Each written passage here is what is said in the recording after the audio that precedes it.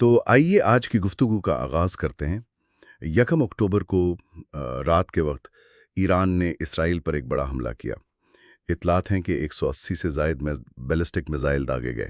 جی بالکل، اور کہا جا رہا ہے کہ یہ سپریم لیڈر خامنئی کے براہ راست حکم پر ہوا۔ ہاں، تو آج ہمارے پاس جو ذرائع ہیں ان کی روشنی میں اس تازہ ترین کشیدگی کا ایران اسرائیل معاملے کا ایک تفصیلی جائزہ لیں گے۔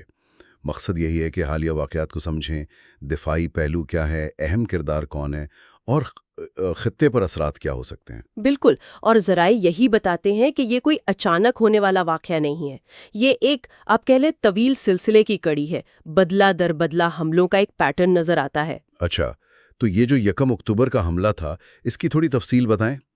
ایران کے IRGC یعنی پاسداران انقلاب نے تو دعویٰ کیا کہ 90% میزائل ٹھیک نشانے پر لگے۔ جی، یہ ان کا دعویٰ ہے۔ دوسری طرف اسرائیل کا کہنا ہے کہ انہوں نے زیادہ تر میزائلوں کو روک دیا تھا۔ اور اسرائیلی وزیر اعظم نتن یاہو نے فوری طور پر بدلے کا اعلان بھی کر دیا تھا۔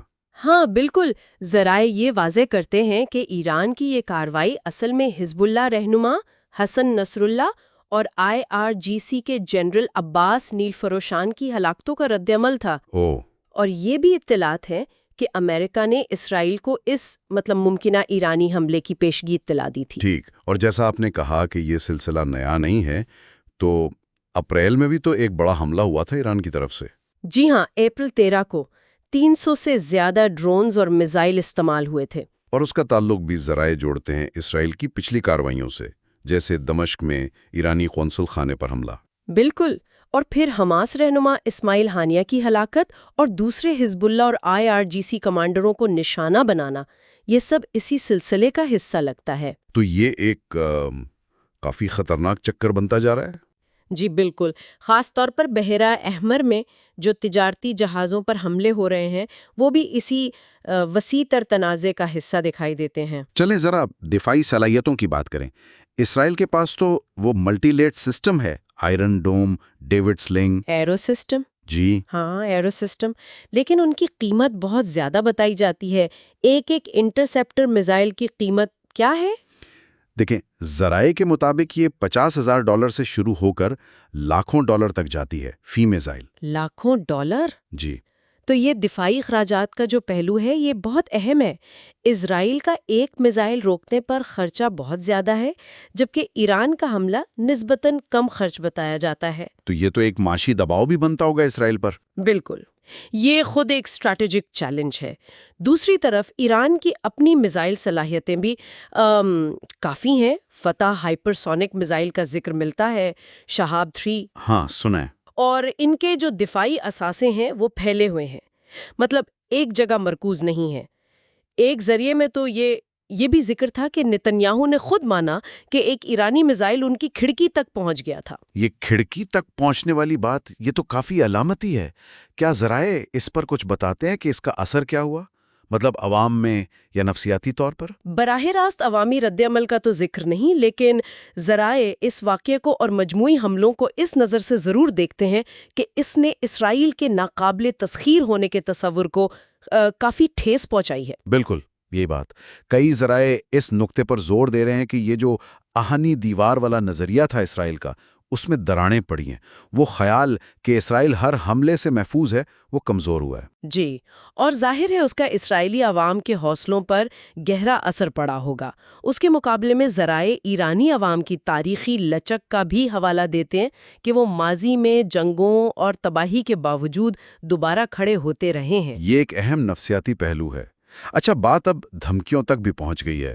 ایک ذریعے کے مطابق نیتن یاہو کی طرف سے یہ دھمکی آئی ہے کہ وہ براہ راست ایرانی سپریم لیڈر خامنئی کو نشانہ بنا سکتے ہیں۔ جی، یہ اطلاعات ہے، اور یہ ایک بہت ہی سنگین دھمکی ہے۔ اس کے نتائج بہت خطرناک ہو سکتے ہیں، خاص طور پر اگر آپ شیعہ دنیا کے رد عمل کو دیکھیں۔ ہاں، یہ تو بہت بڑا قدم ہوگا۔ اسی لیے ذرائع بتاتے ہیں کہ دونوں رہنماؤں کی سیکیورٹی اب انتہائی سخت کر دی گئی ہے۔ ایران میں بھی ہائی الرٹ ہے۔ یہ ایک ایسی کشیدگی ہے جس کے اثرات شاید دہائیوں تک محسوس ہوں۔ عالمی سطح پر کیا صورتحال نظر آتی ہے؟ دیکھیں، وہ تو تقسیم کافی واضح ہے۔ امریکہ اور مغربی ممالک ظاہر ہے اسرائیل کی حمایت میں ہیں، جبکہ روس اور چین کا جھکاؤ ایران کی طرف ہے۔ البتہ اقوام متحدہ اور بھارت جیسے کچھ ممالک وہ سفارتکاری اور کشیدگی کم کرنے پر زور دے رہے ہیں۔ اس میں پاکستان کا کیا کردار رہا؟ یہ ایک اہم نقطہ ہے۔ ذرائع کے مطابق پاکستان نے کافی کھل کر ایران کے موقف کی حمایت کی ہے۔ اچھا، جی، اور اطلاعات تو یہ بھی ہیں کہ اس کے جواب میں ایرانی پارلیمنٹ میں تشکر پاکستان کے نعرے لگے۔ ماضی میں تعلقات میں جو تھوڑی سرد مہری رہی ہے، اس کے بعد یہ ایک کافی قابل ذکر تبدیلی ہے۔ دلچسپ۔ ایک اور چھوٹی سی بات، جاسوسی کے حوالے سے بھی کچھ ذکر ملا؟ ہاں، مختصر سا ذکر ہے۔ کچھ ذرائع میں ایران کے اندر مبینہ طور پر موساد سے منسلک بھارتی اور افغان جاسوسوں کی گرفتاری کی بات ہے، جس کے بعد کہا جا رہا ہے کہ ایران و پاکستان دونوں جگہوں پر افغان باشندوں کی نگرانی سخت کر دی گئی ہے۔ صحیح۔ تو خلاصہ کریں تو ہم ایک انتہائی پیچیدہ اور خطرناک صورتحال کا سامنا کر رہے ہیں۔ یہ بدلے کی کارروائیوں کا ایک ایسا چکر ہے جس کی جڑیں بہت گہری ہیں، تاریخی بھی، علاقائی بھی، اور سب سے افسوسناک پہلو ظاہر ہے انسانی جانوں کا ضیاع ہے۔ بالکل۔ اور آخر میں ایک سوال جو یہ تمام ذرائع ہمارے ذہن میں چھوڑ جاتے ہیں، یہ جو میزائل اور دھمکیاں ہیں ان سے ہٹ کر اسرائیل کے ناقابل تسخیر ہونے کا جو تصور تھا، اس کا یوں چیلنج ہونا، یہ مشرق وسطیٰ میں مستقبل کے طاقت کے توازن کے لیے اور علاقائی سیاست کے لیے کیا معنی رکھتا ہے، اس پر غور کرنے کی ضرورت ہے۔